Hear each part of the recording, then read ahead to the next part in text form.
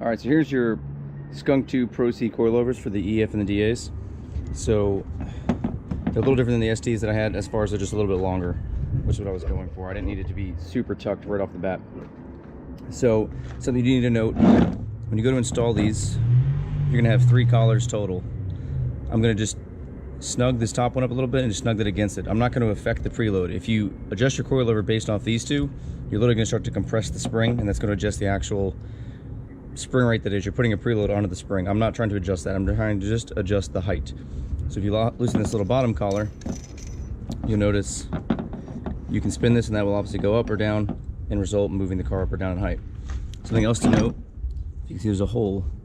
There's a hole in all of them, every single one of them. The instructions tell you that the strut, the actual shaft here, can't be not seen in this. So whether you can tell or not, I don't know if it'll show through, but if you look through the hole right now, I can see my hand through it. So basically I'm going to screw this in until I see threaded shaft covering the hole. That in theory is the max height that this thing can be.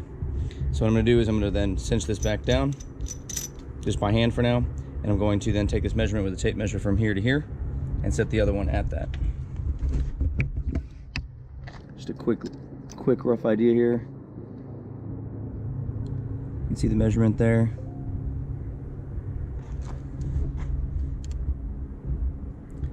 Pretty close. Alright, so with that being said, I'm going to do the same thing for the front, and then I'm going to put them back up in the car, and we'll have to make some minute adjustments.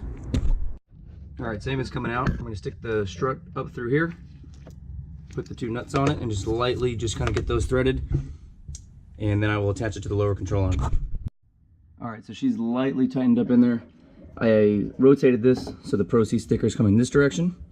Loosen this collar a little bit. We're going to have to measure them again once they're both on, but they should be relatively close. I'm going to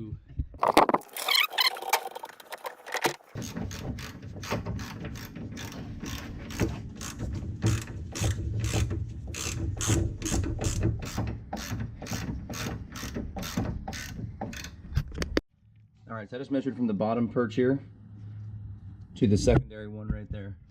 So what you're going to need to do to raise and lower it, because mine's a 16th off from this side of the car, from the left side, the driver's side, to the right side.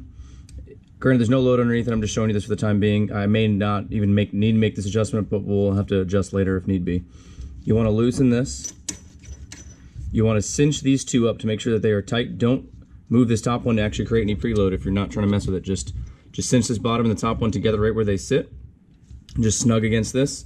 Then you should be able to grab this top ring and either go clockwise or counterclockwise, and it should move the entire body.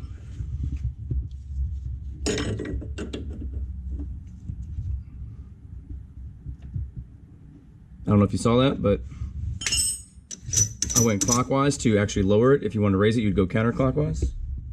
I was aiming for 3/4. Take that and bump it, and it's right on 3/4. So now I know this side is equal with that side.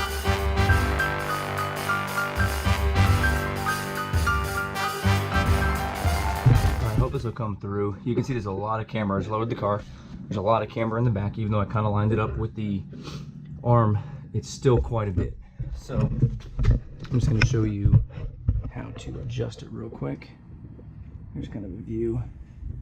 Now granted, I'm not going to be in alignment shop here. I'm just kind of going to straighten the tire out just visually real quick, just a little bit by eye, more than what it is. So once the wheel is off, granted if you were at a shop and I was up on a lift or something, you might be able to get your hands up in here, but the way I am right now, I can't. So you're going to have the big adjuster nut here in the center. That's what you're ultimately going to turn. There's going to be a nut over here that you're going to need to loosen that. Same with the other side. And once it's loose, if you turn it clockwise, it'll start to push the rod out towards me, which is what I am aiming for right now. So here it sits now, if that'll be able to show. I just turned it a couple turns. Maybe tell now the tire is gonna leave it like that for now. By the way, that is a 22 millimeter. That's what that adjustment is. All right, I've already started replacing some of the studs. The motor itself only had, it had two of them that are missing, here and here. So I just replaced them with these, and then now that I have to swap the header anyways to fit with the radiator, I'm just replacing all of them anyways, as I was gonna do. So the kit is a Dorman exhaust manifold kit 03411. It's pretty easy to remove your old studs. I put a ratcheting 12mm on like so. Take the nut that goes on it.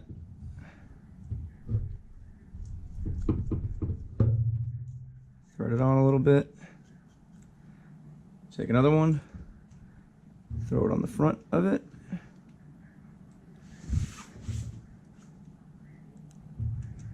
Give myself a little bit more. Then you're going to tighten up the front nut against the back. Once it's snug, take your ratcheting. As you see, the whole assembly is spinning. So the stud's on its way out.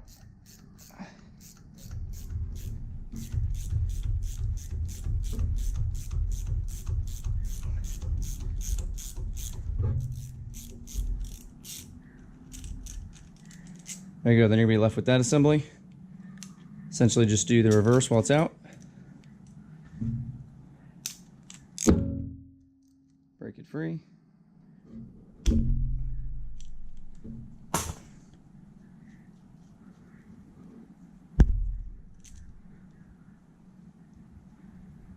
You've got your old stud.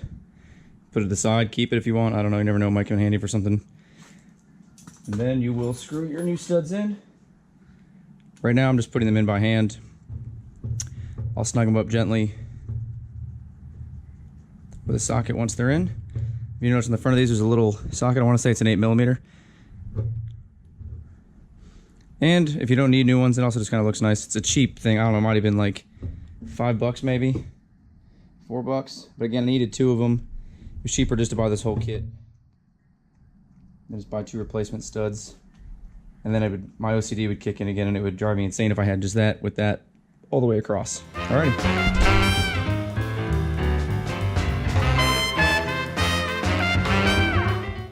Alright, so Daco hose 87659.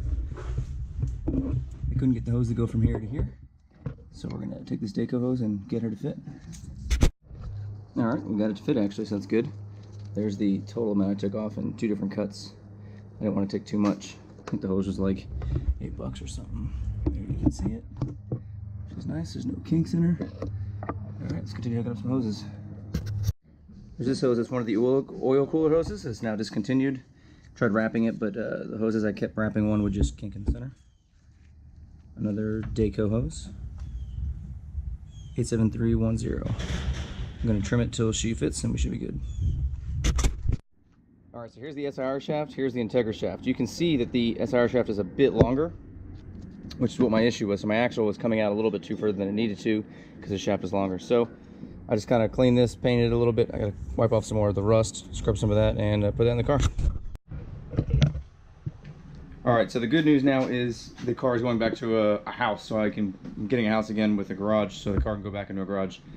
I should be able to make some stuff happen in the car a little bit faster than every week and come into a storage unit, plus I have way more space. So it's one of the things that I did. I got this off Amazon. It's the spark plug cover. It was like 15 bucks from a company called DeWill. For the price tag of it, I really honestly can't complain at all. I think it was like $15, and they also had a shift knob that was like 5 bucks. I ordered some center caps. These are too small, they don't fit, so I have some others on order that are obviously just going to go in the wheels. I think it'll just look a little nicer. The Skunk 2 suspension's all on. I did, like an idiot, I had the brake calipers on backwards, so I did swap the driver and the passenger side in case anybody does notice it. The bleeder screw is now towards the top. Got the clutch cable installed. Speedo cable's kind of there. Catch can's just kind of there for transportation at the moment. I'll take it off of there later. The clutch now, granted, it's been a long time for me, but the clutch, I mean, it's not the the bearing's not hitting the actual pressure plate, but that's about the amount of play that it does have, and it's all the way adjusted out. I adjusted the camber On the back, just a little bit by eyesight. And on the front, really liking how this is going to look with the wheel just sticking out just a hair there. The front will go down.